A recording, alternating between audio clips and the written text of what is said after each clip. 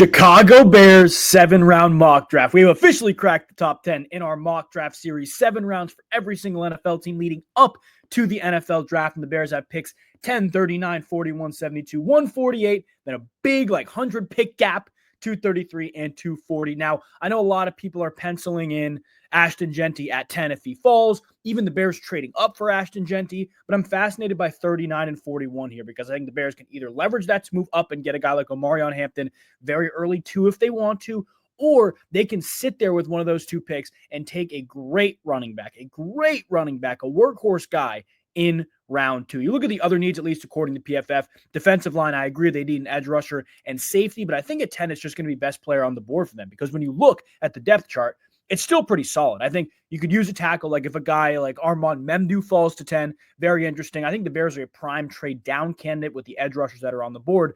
But I look at this defense, maybe you need some safety help. I don't think it's a ginormous need, but you could use a safety. Maybe you could use another off-ball linebacker, but TJ Edwards and Tremaine Edmonds are great. You just need a little depth there. That's a later round pick. I think it's maybe interior defensive line later on, but it's defensive end, running back, and tackle. And that has to be the priority. And honestly, where they're picking in these first couple rounds is a really nice spot. When you look at Chicago, they are projected to finish last in the NFC North, just behind Minnesota, which is a little crazy. I think Minnesota is closer to the top teams than they are to the Bears. Regardless, the Bears are projected to finish last. And when you look at the win total, they are projected 8.5. And it's plus money for them to be above 500. I like it. I think they could be, but it's a really tough division. They got to hit this draft out of the park. Without further ado, let's get into it. We're going to go very slow through these first couple picks just because I want to see who's off the board. Maybe we can slow it up a little bit. There we go. I want to see who's off the board here. Okay, so Will Campbell is off the board, but Ashton Jeanty is still there. I think if Ashton Jeanty does not go in the next 3 picks, I think you almost have to take him at 10. You can't say no to that type of talent, but I'm not going to trade up for him right now to go and get him. I think if you tried to trade up with New York, you'd have to give them at least another second-round pick. I don't know if I want to do that. I don't know if I want to swap like that either, like a swap oh, you know what? Moving down one spot in the second round to potentially get up to – see, that doesn't make a lot of sense. I really don't think that would go through. But moving – down one spot in the second round to move up in the first, that doesn't happen. I'm going to be realistic here. If Ashton Jeanty falls to us, we'll take him. Okay, he goes 8 to Carolina, and interestingly enough, Armand Memdu goes 7 to the Jets. So here, a guy like Tet McMillan, there are going to be teams who want to trade up with us to get him. Maybe a team like the Steelers, Green Bay, Indianapolis, Miami. What would Miami want to do? Because right now, I look at who's on the board, like Jeanty's off, Membu's off, Will Campbell's off, and I think edge rusher probably has to be priority number 1, and I think guys like Mike Green, Donovan Ezerauku will be there for us in I don't know, definitely Miami and Indianapolis. What would they give us, though? That I'm fascinated. Could we get 48 off of Miami and have 3 picks in the second round? 40% chance if we give them 10 and 148 for 13 and 48. They probably want to get – I wonder who they want to get up and get. Let's see if this goes through. Okay, that's not going to go through. See, I don't want to give them 72. I would do a swap. Here, though, a later round swap like I do a 233 for 253. That's not changing anything there. Let's see. You know what is very interesting here? I think when you look at the Bears depth chart, the corner's in a good spot. It's in a good spot, but would you say no to Jalen Ramsey? That's what I'm curious. Would you say no to Jalen Ramsey? I think that's a moderately realistic trade that could happen, right? I don't know if I'm not prepared to give them 72. That would go through, and 98 with it would very likely go through. I'm not prepared to do that. I want to keep 72. What if Indy tried to get up? What would Indy give us? Could Indy give us 45-10 for that?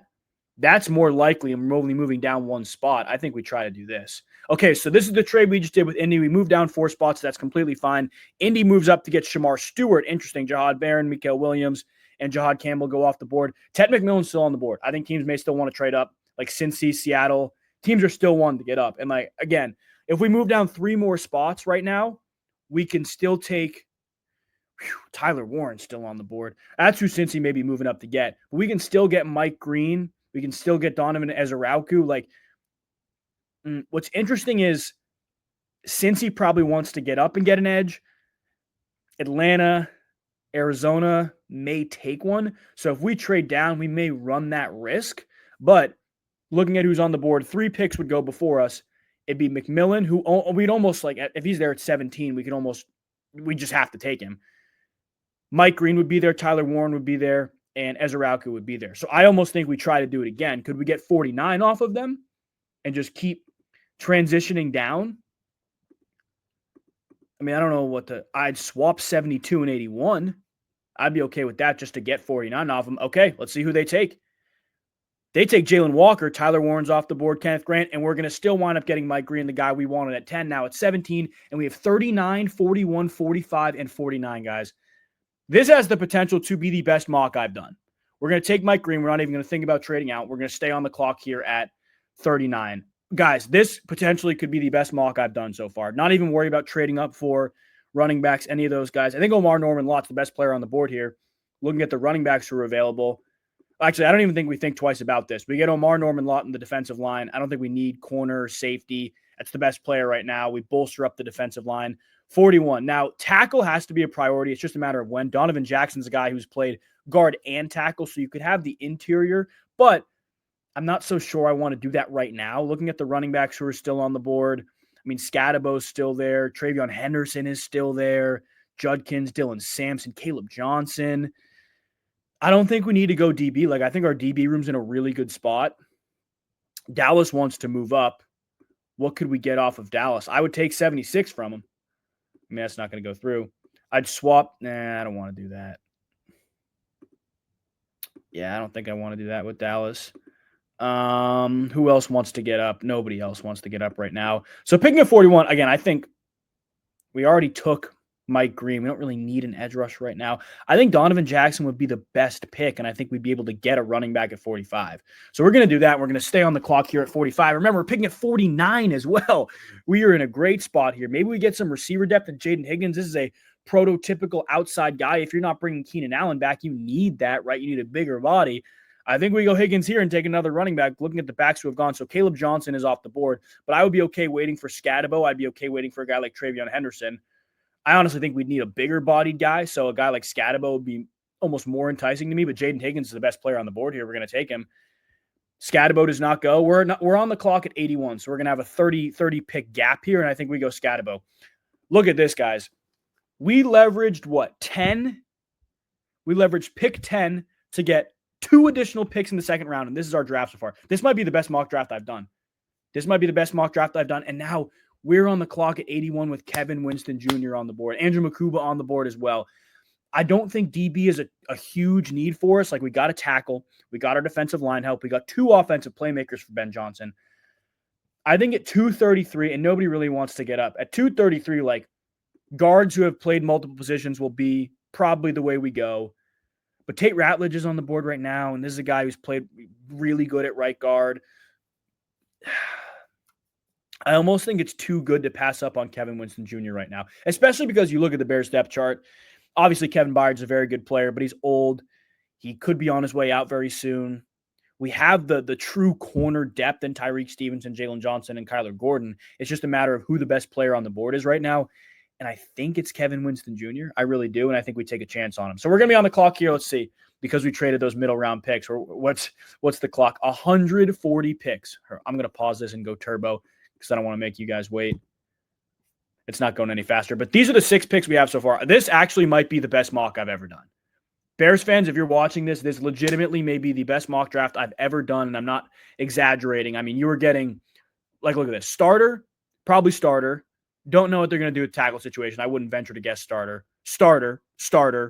If he's healthy, starter. That's 5 starters in your first 6 picks.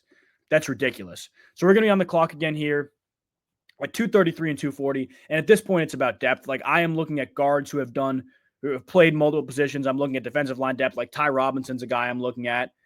Interior offensive linemen that are on the board right now. I mean, Timothy McKay. That's a right guard and right tackle, so we can stretch outside. Joshua Gray, it's the same, just on the left side. I mean, I feel a little bit better about the left side with Joe Thuney, but again, Joe Thuney's not going to be around forever.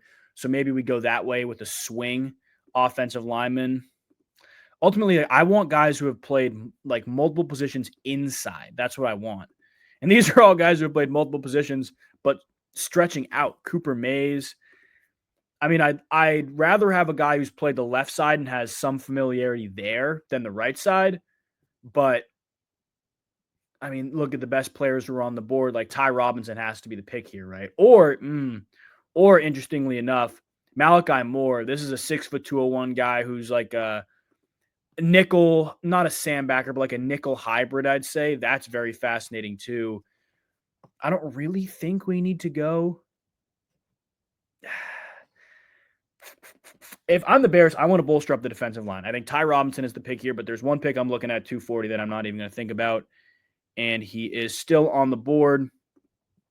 And that is Luke Lackey. This is a guy, again, Iowa tight end U, throwing that aside, who can do a lot of different things. But ultimately, the Bears need some tight end depth.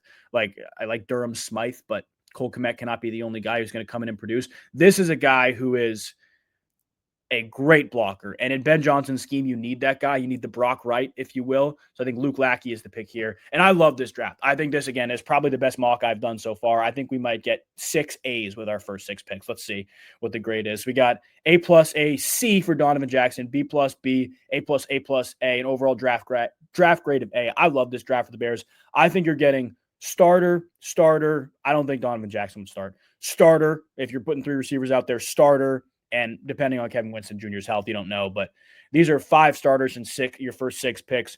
Ty Robinson, Luke Lackey will have day one impacts as depth pieces. Like this defensive line, but just front 7 is better because of this draft. You get some safety depth. The offensive line is better because of this draft. And now you have multiple playmakers. Like I love him, Olamide Zaccheaus, but he can't be an every down or an 11P wide receiver. You need the big body in Jaden Higgins, and that's where the Bears go. I love this draft. Let me know what you guys think. As always, if you're new, make sure you subscribe. There's a playlist below where you can check out all of the 7-round mocks I've done. Again, we've done every single one except everybody in the top 10, and now we are cracking the top 10. I appreciate you guys watching. Stay tuned for the next mock draft, the number 9 overall pick, which will be the New Orleans Saints.